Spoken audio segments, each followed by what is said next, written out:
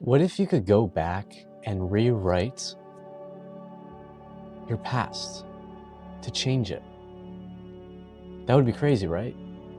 Well, one of the guys I listen to, Neville Goddard, talks about this. It's called the Pruning Shears of Revision. And we're not just talking theory. I'm going to give you actionable steps to prove it works. Neville Goddard believed that your past doesn't control your future. Your imagination does. Revision is about mentally rewriting past events to change how they affect you now.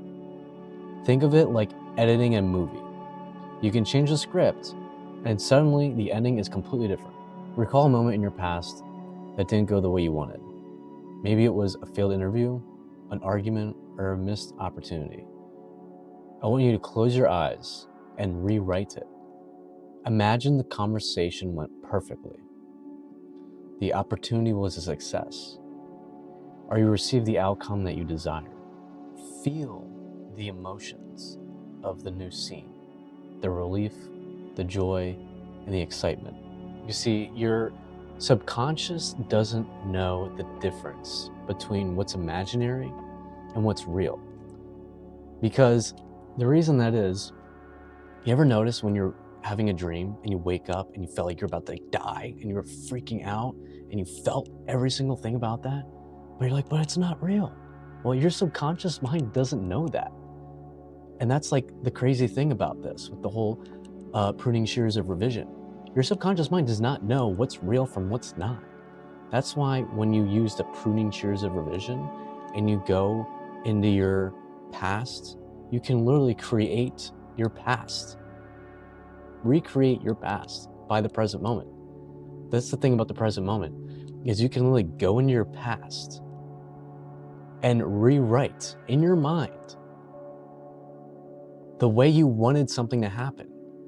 And it will end up forcing it to change. You'll end up seeing different things. It's really weird, it's really crazy. And I know you might not believe me, you think this is like woo-woo and stuff, but I've done this. This works. This stuff is crazy. I did this with one of my friends. One of my friends, he was having really troubled time. Me and him were both hooked on substances together. He ended up moving away to a different country, which was not fun for me. Anyways, it was a long story. But he was not having a good time. He was homeless, he was abusing substances. He wasn't in a good position. And we weren't getting along that great. I wasn't too happy about it. And what I did is I went in the past, in my mind, in my memory bank. I went in the past and I was like, you know what? I don't see him as having a substance abuse problem. I'm seeing him as healed. I'm seeing him as sober. I'm seeing him having a job. I'm seeing him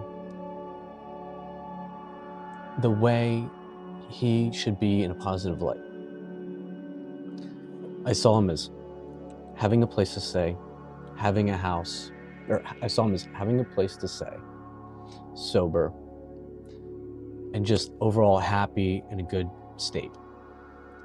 And one of the things I did with this, when you do this, is I did not talk to him for 6 months. I completely cut him off because I just wanted to truly test this. And part of testing this kind of stuff is you have to let go. You have to truly let go. You have to truly believe and you have to truly believe and see it, but also let go. So I didn't want to get in front of my own way and talking to him every day as if, and seeing it, because if I'm talking to him every day and I'm asking how he's doing and I'm constantly being verified that he's being in a terrible position, like it's not gonna work. So I didn't talk to him for 6 months. And in 6 months, he ends up reaching out to me and he told me, this is so crazy. He told me, I ended up getting a job. I have a place to stay. He ended up getting a girlfriend. And he was just very, very happy. So like, that's one of the things I did that worked. And it blew me away because I was like, dude, this is crazy. Like, you got to test this stuff out. Like, don't believe me. Like, always question, right? And not in a negative way as in don't believe anything, but test this stuff out. Always test this stuff out. I want you to think of a past memory. It could be a trauma, it could be something very negative that happened to you. And instead, because the thing is, we constantly think about this stuff, and by thinking about it, we bring it up, and we're bringing it up in the present. So we're literally recreating it all the time, every single day.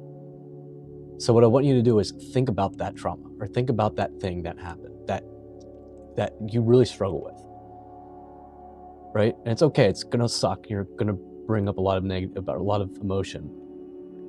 But what I want you to do is I want you to re-script it.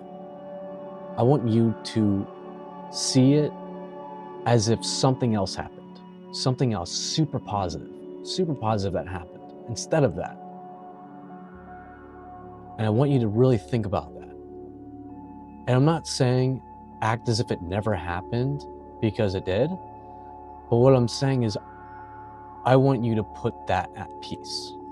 Because by putting that at peace and imagining something different happening will help you not bring it up all the time and create that reality and really solidify it more every day. Because that's the problem, is we create the present from the memories of the past. So if we're going to have negative memories of the past, recreate those memories of the past in a positive light and truly let go of it too. Like truly actually let go. Truly let go of it and imagine something different. And that'll actually truly change your life too, because then whenever you think about that, you'll be thinking about something positive instead.